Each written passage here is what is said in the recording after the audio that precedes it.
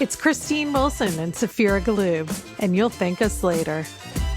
Tune in every week and hang out with us because we're a lot of fun. And no topics off the record, we decided. We are open to talking about everything together with a bit of a sense of humor, a lot of self-forgiveness, a lot of grace, and always being wiser on the other end. Bring it on, girls and boys. You know what? You'll thank me later that I'm telling you about this. You'll thank me. They're going to hate us, Saphira. It's going to be nuts. What a weird day to be recording the podcast all by myself. I mean, half of the joy of doing this podcast is having Saphira to talk to and to get her advice and her insights and all of her great knowledge. But I am so happy for her. She and her family are on their way to Japan. I think they're like 2 or 3 hours into their all-day flight. So hopefully she's not going too stir crazy and losing her mind on the flight. But I'm here just to basically take over the pod for the day and to talk to you guys a little bit about what this podcast has done for me. It has been such an important part of the past, 7 months of my life. And it was really done as part of an inspiration for me to shake up my life a little bit, have something new and exciting to do, as well as the fact that it was a great way for us to showcase our skills in what we could do as an agency with our clients that wanted to do podcasts. And I think half the time people are just afraid to start talking. And yeah, there's definitely repercussions. I mean, there have been moments where people have said something like, oh, well, you mentioned on the podcast. And I'm like, oh, wow, yeah, I did share that. It definitely makes you a very open book. It's kind of like the times when you post something on social media and forget that you did. So there are definitely some moments. Recently had some moments where one of my sons was upset with one of my episodes, and it was not in my intention to upset him, but I had to pull the episode, and of course luckily Saphira was very understanding of that. But there are those moments where sharing a lot with people can make you very vulnerable, and it can be a risk. Our goal in this has always been to be helpful and not hurtful, but there is the challenge of saying something that either hurts someone's feelings or that someone you love feels like you've shared too much about their life. So I will say overall, I find this to be a great experience, but I do know there have been risks and that I'm not expecting that there won't be more pitfalls along the way. Hopefully all the people in my life know that my intention is good, and my execution is not perfect. I will do my best to fix it, but my intention is to be creative and to be helpful to people out there that find our episode interesting. So I thought I'd go through some of the things that maybe basically things I've learned from doing the podcast or what I've gotten out of it. Obviously, I think it has greatly strengthened my relationship and my friendship with Saphira, which for me was already a very strong relationship. But as you peel back all of these layers, this onion of someone's life, and you get to know them deeper and with a broader spectrum of knowledge, it just makes you much more understanding of who they are, what drives them, what makes them tick, what they find in their joys and happiness in life. And I just find that to be such an interesting way to dig deeper into your friendship with someone when you really understand them, especially if it's someone that you didn't know in their childhood or their college years or even their early parent years. This gives you a way to really get to know them better. So really fun from a friendship perspective. So if somebody is considering doing a podcast with someone, I guarantee you're going to know them a heck of a lot better than you did when you started. But I think really what I want to do is say, we basically conceptualize this as 2 women, microphones, and a lot of opinions. We knew our opinions may not be for everyone, but it was really about wanting to be honest and laying it all out there and saying, hey, this worked for us or this didn't work for us. And also knowing that we had gone through life differently. So we could provide two different points of view, and that would at least give people some spectrum of advice that maybe wasn't just, from one person. This is weird, definitely, to do this by myself, but it's also kind of empowering because I've got to keep this episode rolling. So we'll see how this goes. So I think lesson number one for me is that I've really learned that nobody really has it all figured out. I think we are all winging it. And one of the biggest things that I can reflect on in this past year is the moment that I realized, like, I'm doing this all for the first time. I don't know how to be a mom of a teenager because I have past experience doing it. This is my first time having teenagers, and this is my first time navigating all of this. And I try to seek out people who can give me advice, and I try to take that in and digest it for what it can do for me. But I realize we're all figuring it out, everything where we are going along. I also think, that we come with so much expectation into all these phases of our lives. I remember when I had my boys, I felt like I knew what it was going to be like to be a parent, and I knew how I wanted to do it. And I had a lot of rules and a lot of just expectations on myself. And then I realized that real life is not necessarily what you expect it to be. So all that rigidity that I had in my raising Ronan, my first child, that I learned maybe to loosen up on the second would give me a lot more breathing room. I think that's how we learn in life. And obviously, we're just trying to do our best each time, but learn from things as we go. So I think that's it. Lesson one, nobody really has it all figured out. I think lesson two for me is that women need a safe space to be honest. And I find that a lot of times you'll find this in groups of women, whether it's like a book club or, neighbors that get together. When women feel like they're with a group that they can trust, they really like to be able to talk about things that maybe they thought were either one, taboo, or other people hadn't experienced, or that they just didn't know about. And the number of times that I've been with a group of women and somebody has said, like, why didn't anyone ever tell me that I was going to feel crazy when I was going through perimenopause? Or why didn't anyone ever tell me what not sleeping when you have a newborn would be like? Or I didn't know you struggled so much balancing, marriage and a home and your career. And I was too. And, we could have talked about it back when we were first going through it. So I do think it's really important to carve out those safe spaces for honesty. I think I tend to be a little bit more open and more honest and louder about it. I've been asked a few times by members of my family to just maybe not be so loud about my life. But what I'm trying to do is have this podcast be a place where two women who are willing to be a little bit more open and loud about it have carved out a safe space for honesty. And you as a listener get to be part of that. And you get to hear these things that we're saying about parenting and marriage and aging and careers and friendships. And maybe we'll say the things that you're thinking in your mind, but you're afraid to say out loud. So I've had so many text messages where people would say, I thought I was the only one, or I didn't know you felt that way too. And it feels so good to hear someone talking about it. So those kinds of messages from our audience, that means a lot. And I hope that we can be a safe space for you to feel like you're getting honest information and messaging. For me, I do find that my lesson number 3 is that laughter is therapy. So there are a lot of times where, Saphira and I will be going through something pretty serious, and we find that laughing about it is probably one of the most important things that we can do. And laughing at each other in a kind way is also really important. But finding humor, even in the darkest times, can be a super important way of coping.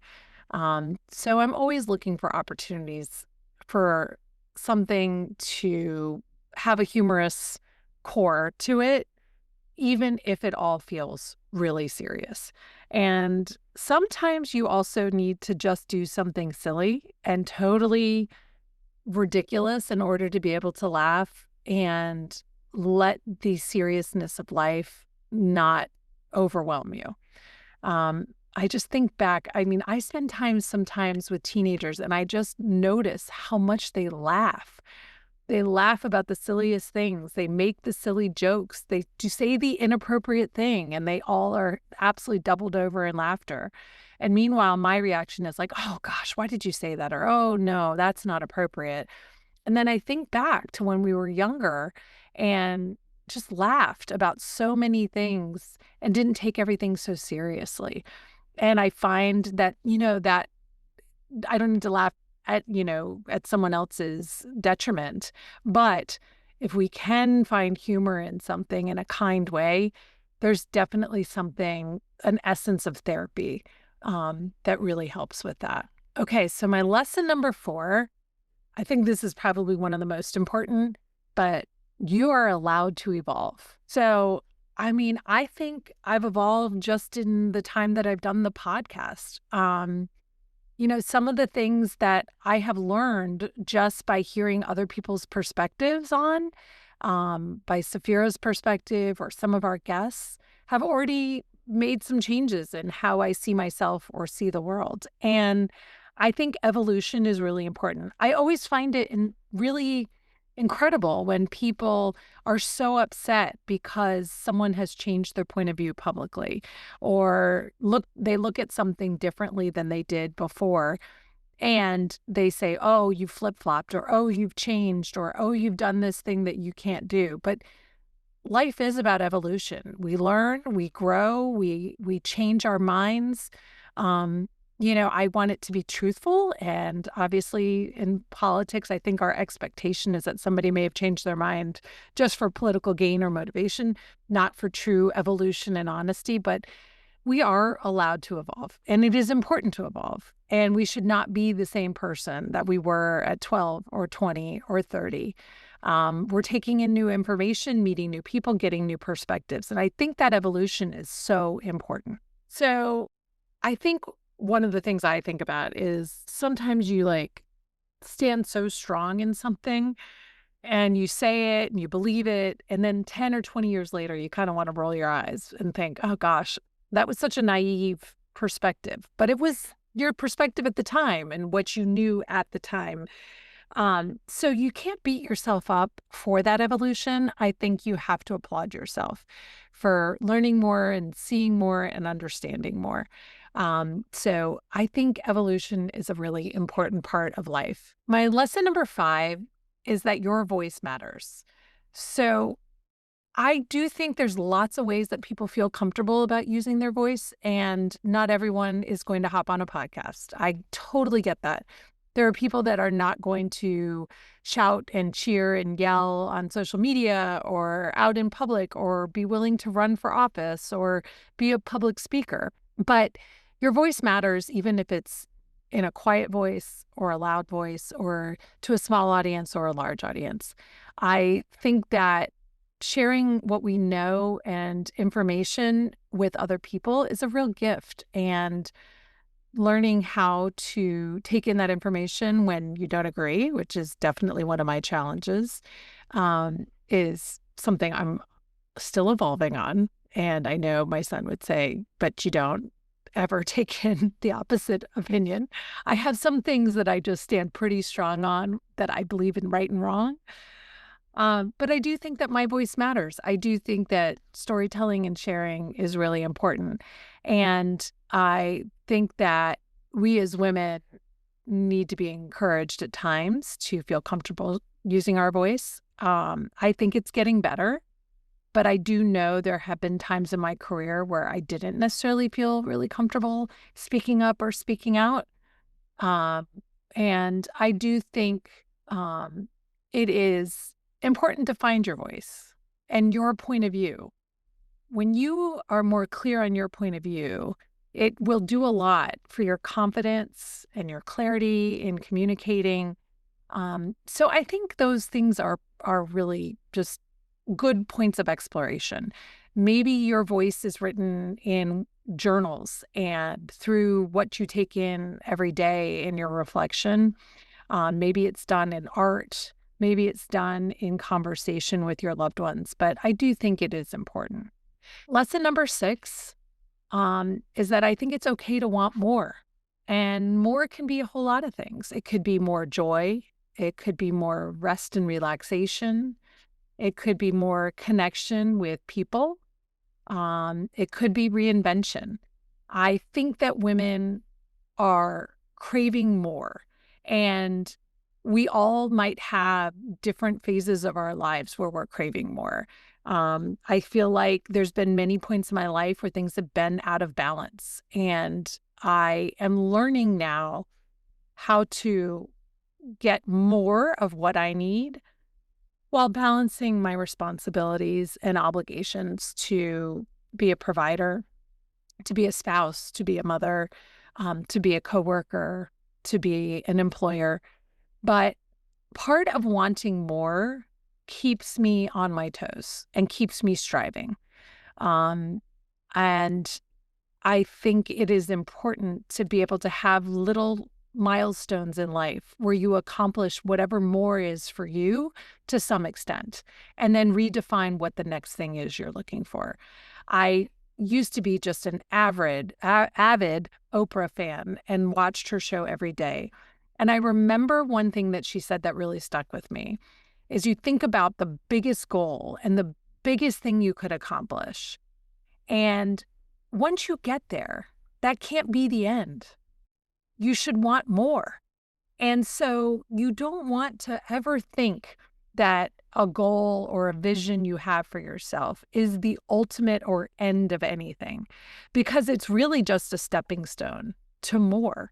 And so that biggest accomplishment, that greatest thing, really might not be anywhere close to the greatest thing. It might be step 1, 2, or 3 on the way to more and more.